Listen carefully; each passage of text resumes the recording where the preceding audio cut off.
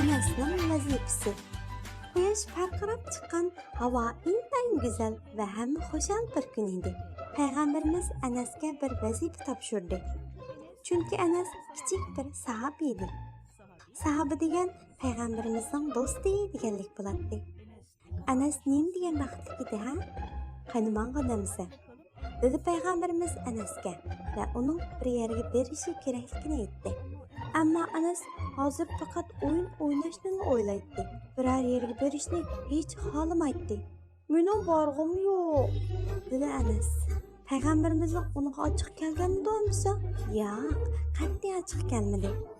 Chunki payg'ambarimiz kichik bolalarga faqatla ochiqlanmaydi. Anas birdam o'ylanib olgandan keyin payg'ambarimiz buyurgan ishni cho'qim qilishim kerak, dedi va darhol yo'lga chiqdi. Anas ketayotgach, yo'l bo'yida o'ynayotgan bolalarni ko'rdi va to'xtab ularni tomosha qilishga boshladi. Vah, bu o'yin nimdaq fayzi. Mana endi Anasmi ularga qo'shilib o'yin o'ynashga boshladi. O'ynadi. Birdamdan keyin xushbo'y turib turgan salqin bir qo'lni o'zini tutganligini his qilib qoldi.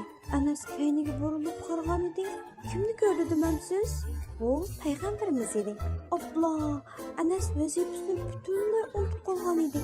Payg'ambarimiz unga qarab kulimsiradi va "Hey Anas botirim, men degan yerga bordingmi?" dedi. Mana hozir borman, dedi Anas va yugurguncha yo'lga chiqdi. Anas bu qatim hech yerda to'xtamay vazifani o'rinladi.